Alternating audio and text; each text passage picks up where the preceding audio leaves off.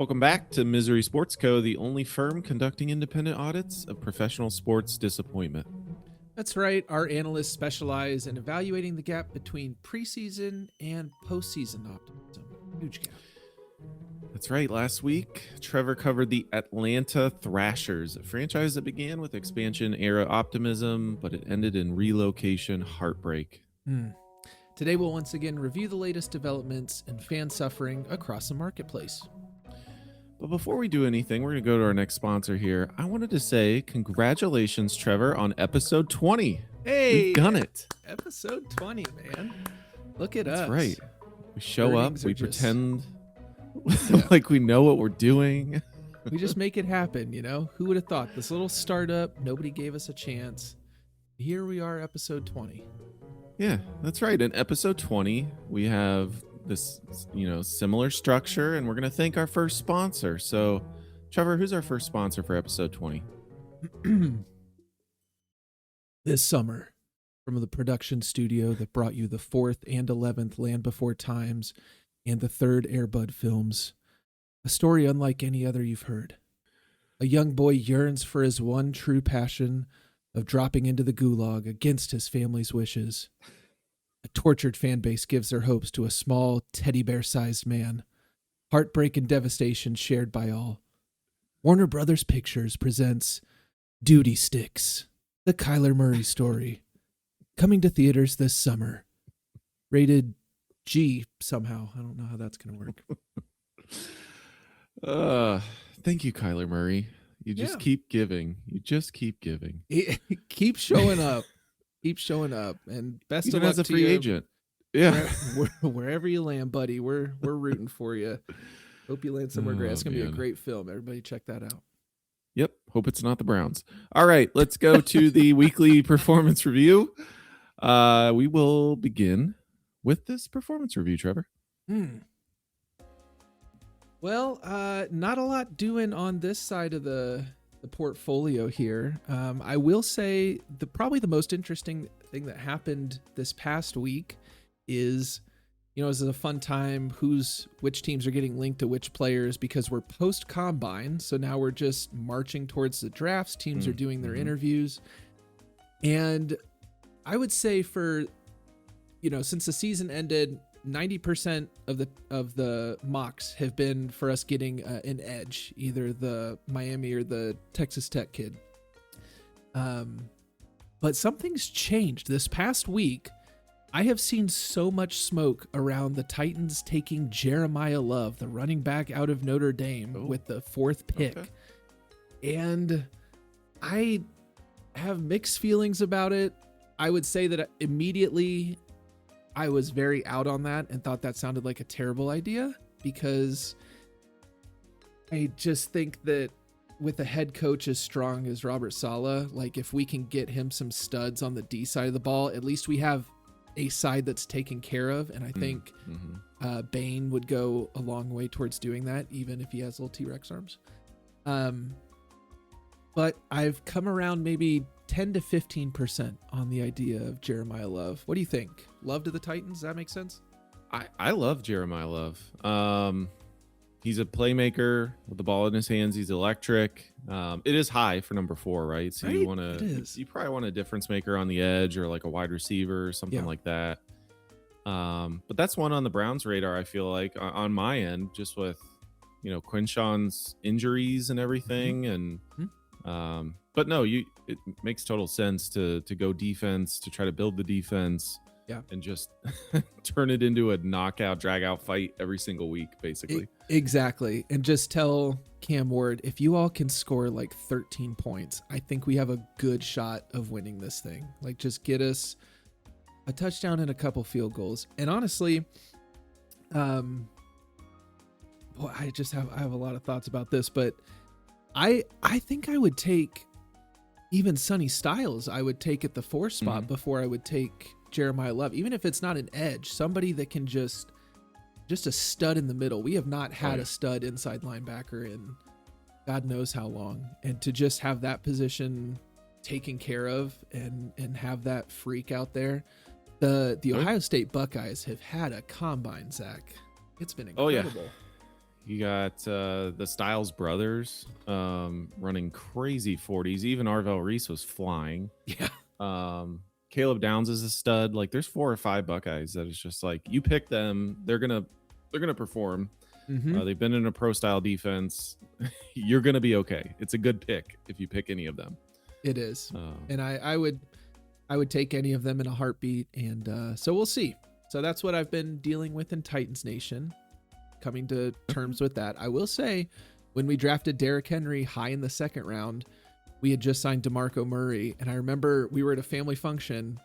I remember showing you, and I'm like, this is gonna piss off. We just got DeMarco Murray, like this is gonna be terrible, and then it turned out great. Yeah. So what do I know? I know nothing. I'm just here to cheer for the team and complain. That's about it. You never know. You never know. And we'll check in with the Stars briefly. Guess what? They have hit a franchise record. They are on a 10-game winning streak. That is a franchise record for the Dallas Stars. The NHL put out a fun table of all of the franchise's longest winning streaks. The highest one is the 92-93 Pittsburgh Penguins 17-game winning streak. Is very high for hockey. Yeah. Especially when you can end in ties or overtime losses. I mean, that's pretty incredible. Do you know who has the second with 16? I think there's 2 teams that have a 16-game win streak. The 23-24 Oilers, and tied with them is your Columbus Blue Jackets from 2016 to 17. How about that? A 16-game win streak they had. We got to hang our cap on something, Trevor. There's not a lot to celebrate. Right. That and the lightning sweep, baby. That'll feed us for generations. So that's what's going on in my squad-ish. We could have a whole segment on that. Yeah, we should. We're gonna need it in the off season when there's just baseball going on. We're gonna need that segment. That's what's going on in my neck of the woods. Zach, what do you got? So I'm not gonna cover the Browns too much. We did that, for the last several episodes. I'm gonna let it lay for a little bit till we hit the draft. We'll start to talk about the draft positions and things like that in April. There are whispers of Deshaun Watson, and I literally cannot bring myself to discuss that right now. So we'll table that. Except for one thing, we'll see a Cleveland Brown pop up in one of my sponsorships. Tease there. Okay. Cleveland Cavs doing okay. James Harden broke his thumb, I think, on his right hand. Donovan Mitchell is out with a groin injury.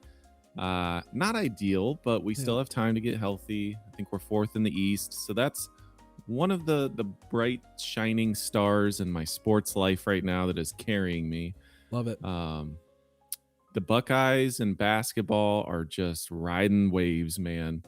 They crashed and burned like a week ago, and then they beat Purdue, and just tonight they beat Penn State. So they're living on the bubble. They're really close. We're feeling good, but if upsets happen in the conference tournaments, then we're right back on the bubble. So to be decided in the next couple games. And then last but not least, the Columbus Blue Jackets, they're not doing bad. They've won 13 of their last 16 games. Still not in the playoffs. They're 3 points behind the Boston Bruins, who we host twice at the end of the season. Perfect. Love it. So there's a chance that we get into the playoffs, and then per tradition, Trevor and I will go to a Columbus Blue Jackets playoff game. Yes. We will find the biggest beers that you can buy. Yes. We will preferably have a liter. Time. A liter. That's right. Of beer. If you sell in liter quantities, we are there automatically. We'll buy it. We'll purchase it. I've done in the past. So that's my weekly performance review, Trevor. Excellent. Before we move on to the mailroom, let's pause for a message from our next sponsor. Have you ever looked at a speed limit sign and thought, that number feels more like a suggestion? Then enroll today at Miles Garrett's Defensive Driving Optional Academy, where we teach athletes how to shave tenths of a second off both their 40-yard dash and their commute to practice. Curriculum includes advanced acceleration, explaining things politely to the officer, and the always popular class, I thought it was kilometers. He That's a good one. just got announced today. This. He got his 9th speeding ticket, Trevor. You're kidding 9th. me. How do you get 9 speeding tickets and still have a license? Yeah, how does it not get taken away at that point? 9? 9. He was going 94 and a 70. Okay. He's flipped cars, Trevor. He was driving a sports car. I don't love that. Get a professional, like a personal driver. I'm sure the Cleveland Browns would be like, here, we'll pay for this. Like, yes. What do you? They literally have a program where any player can call and get a ride for free. Yeah, there's a running joke that Myles Garrett has more points on his license than the Cleveland Browns offense.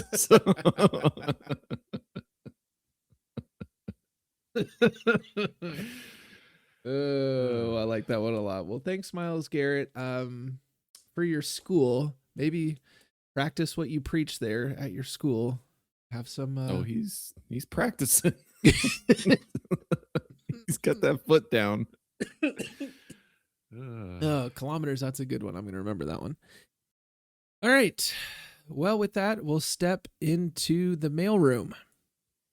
That's right. Throughout the week, we look at the tweets of the week and we submit our own from the mailroom. We just have one employee at this point in the mailroom.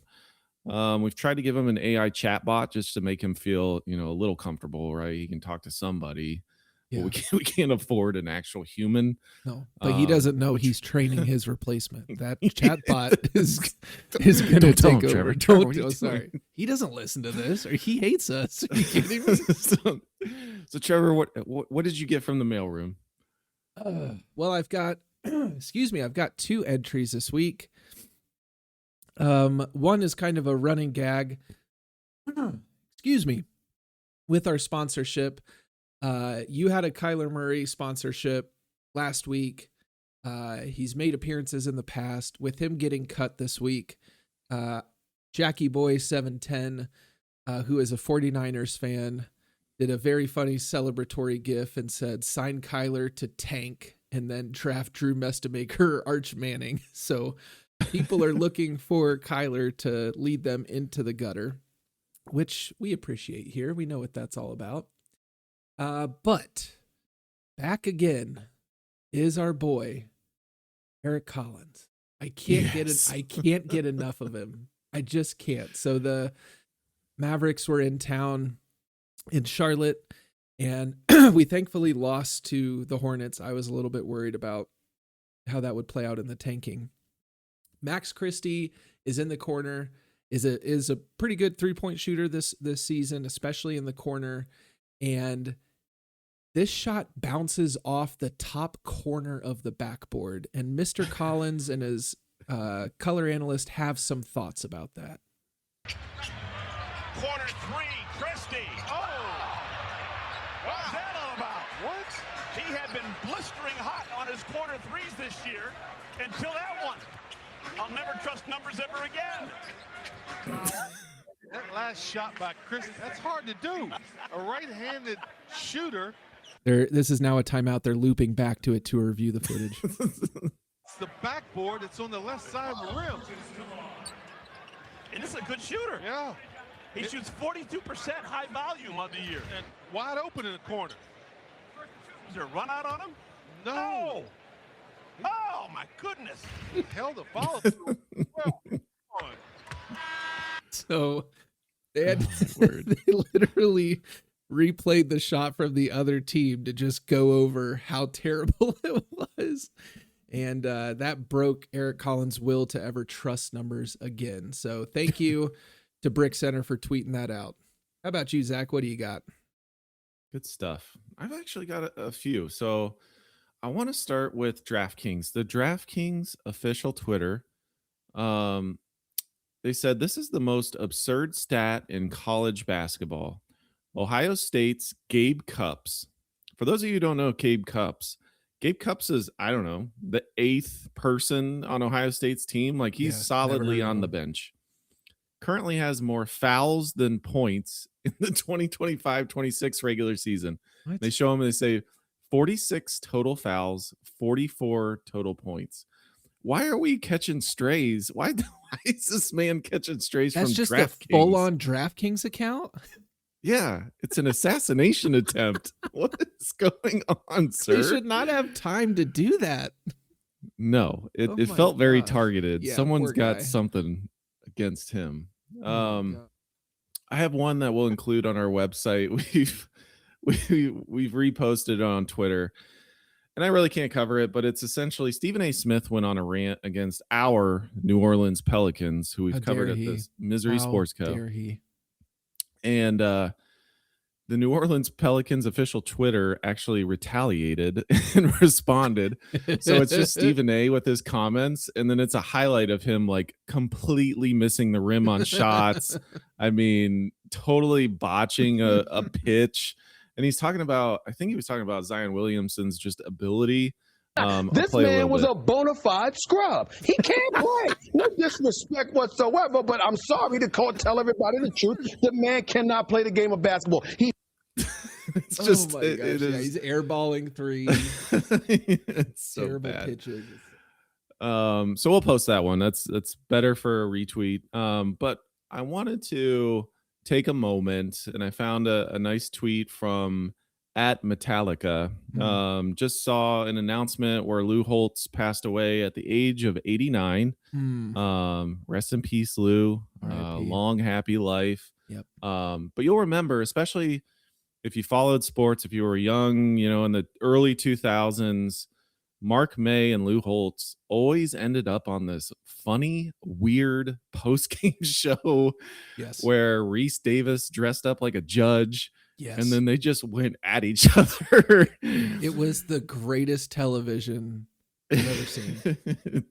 It was. And so I wanted to give 29 seconds of that show, and just to give, the listeners what we experienced in, it was essentially the early 2000s at that point. So here it is. He can go by all the feelings and all the thoughts. I'm giving you facts. Okay, I'm ready. That's the same guy wore the leprechaun uniform, I might add, because of some idiot comment he made. Okay, I'd like that stricken from the record. That's 2 times you've referred to your esteemed co-counselor as an idiot, or not really co-counselor, counselor.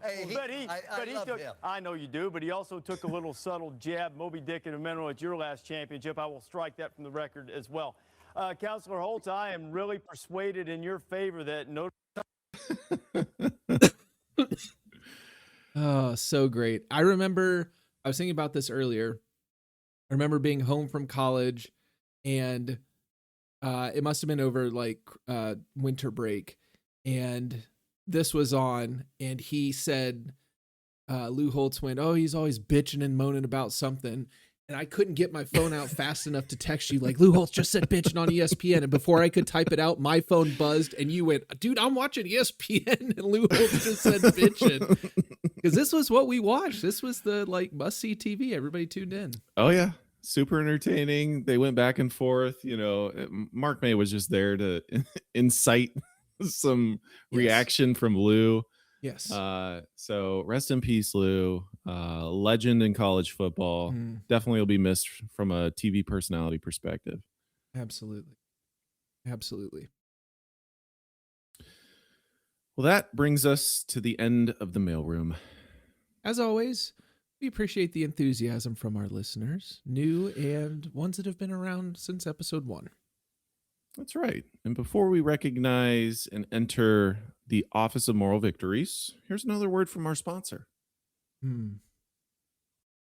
Well, I couldn't have set this up. You couldn't have set this up any nicer. So thank you for doing that. With the tragic passing. Oh no, Trevor. Oh no.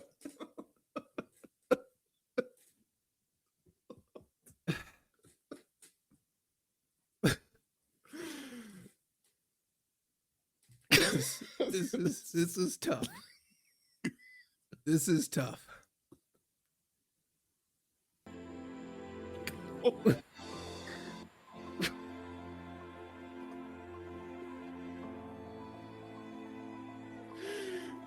With it's emotional.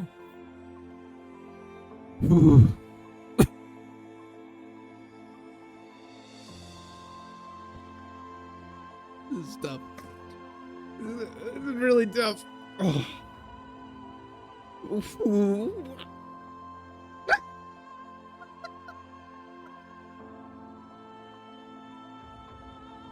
Okay.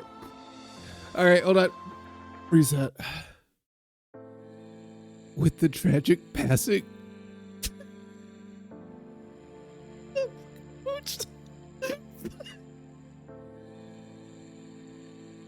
of Coach Lou Holtz,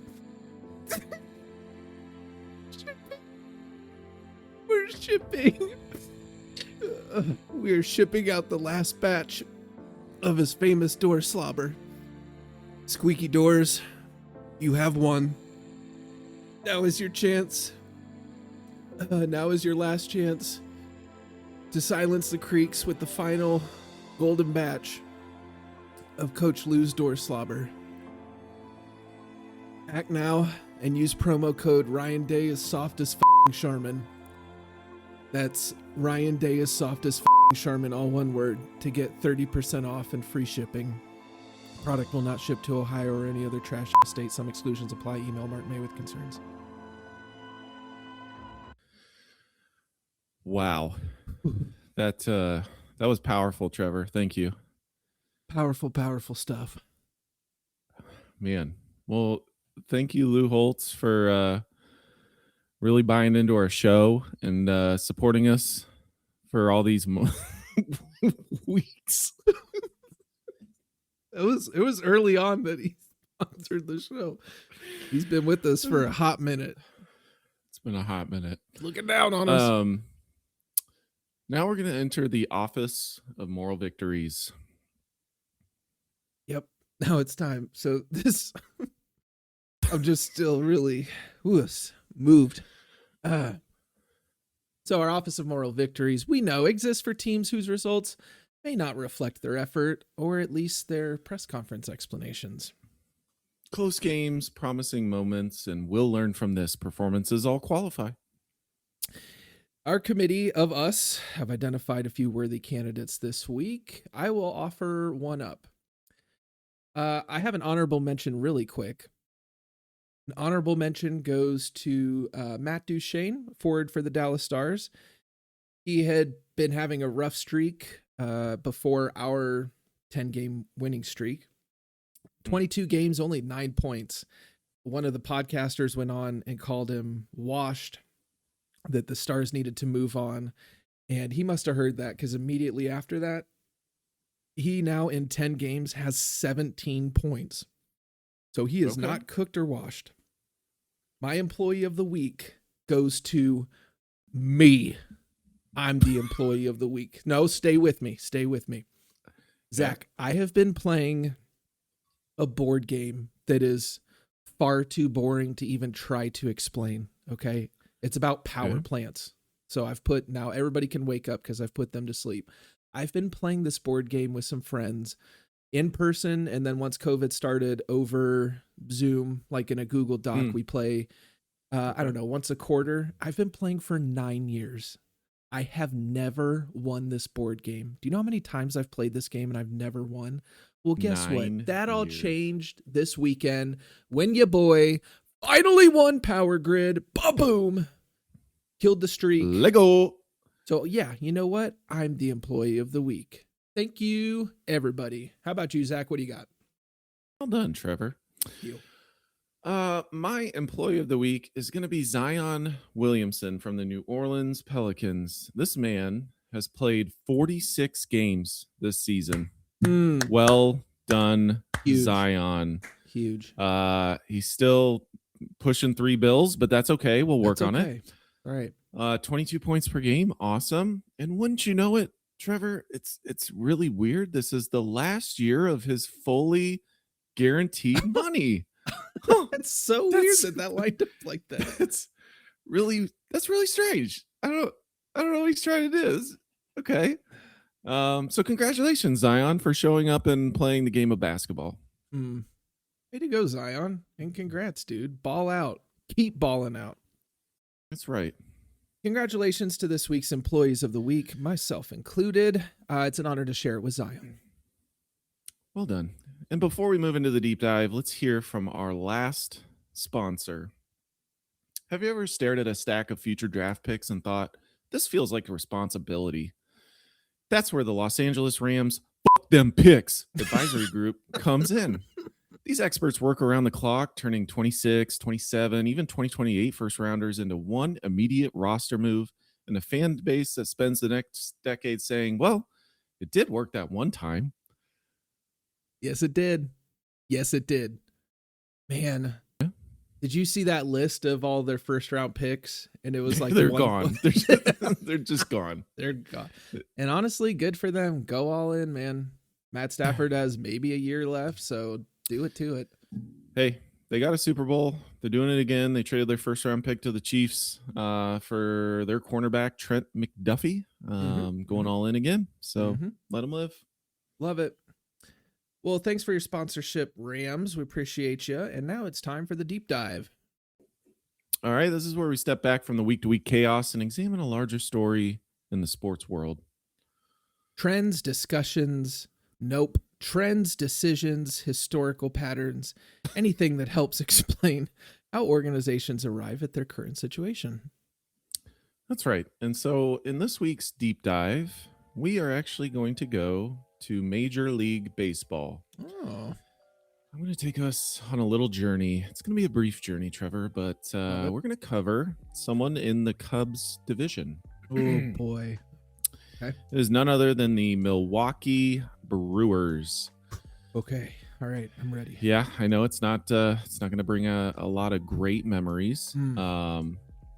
But they were formed in 1969 as an MLB expansion team. So there have been several other Milwaukee iterations. They do not share the history for the Brewers organization. 1969 is when they started. They were actually in Seattle, of all places. They were the Seattle Pilots. That's and right. after 1 year, they said, this is terrible. We're going to go to Milwaukee. And they relocated to Milwaukee. So originally, I don't know if you knew this, but they were actually part of the American League. So they weren't even in the Cubs League at that time. Good times. Yep. They moved to the National League in 1998. Their all-time record since 1969 is darn near 50-50. 4,405 wins, 4,595 losses. Good for 49% win percentage. So incredibly average. 11 postseason appearances. So really not much. They went to the World 11 Series. 11 since 1969. Correct. Oof. Not great. Oof. They lost the World Series in 1982. At the time they were in the AL, so they lost to the St. Louis Cardinals. Ooh, what a terrible World this. Series. Oh, yeah. Not your favorite. From 1983 to 2007, I'm bad at math, 20-something years, 0 postseason appearances. Nothing. For 24 years. 25. That's tough. Recently, they've been decent. So they won some division championships. Yes. 21, 23, 24, 25. That's 4 years where they've won it recently. 3 first-round playoff exits, 1 NLCS exit.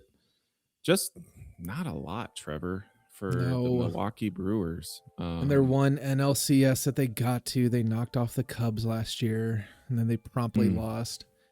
And everybody knew that the Cubs would give the Dodgers a better run for their money, but we lost to the Brewers, so, hats off to you. Yeah, they did nothing with it. They got crushed. Squandered. Yeah, there's not a lot of getting over the hump with this team. They always recently they've done well, but historically very average. Just a huge postseason drought. It seems like they tend to connect to Hall of Famers that only spend like 2 seasons with them. So Hank Aaron started his career with Milwaukee and quickly left. CC Sabathia was there for a half a season, so that counts. Yep, count it. And Trevor Hoffman's about the biggest player that they've got that really stuck with them. So he was a Hall of Famer as well. And the only other person that really stuck out to me was Ryan Braun. I remember. Oh yeah, it was like 2010s. He got busted for PEDs when everybody was getting tested. Who among us, I mean, everybody's doing it. You might as well. Yeah, so that's the Milwaukee Brewers. There's just not a lot to celebrate there. No, and I like that the recap of the Brewers was like nothing special. There's just like that is the Milwaukee Brewers in my mind. It's just like, they're there. It's fine. For so many years, they were always at the bottom of the division, and they're fine. But I really don't like them. I really don't. Like, not as much as I don't like the Cardinals. They're obviously at the top. But like the Pirates and Reds, I don't feel the same way about. I cannot stand the Brewers for some reason. Just a thorn in your side. Yes. Yeah. Well, they're welcome at Misery Sports Absolutely. Co. Absolutely. Yep. Totally welcome here. And happy to have you. When I think about Milwaukee, I almost think about Cleveland, right? Where it's not a huge city. So they're not going to have a ton of money to spend on, star players or anything like that. And in the MLB, it's just more apparent that if you're not able to spend money and you're a big city, you're out of it.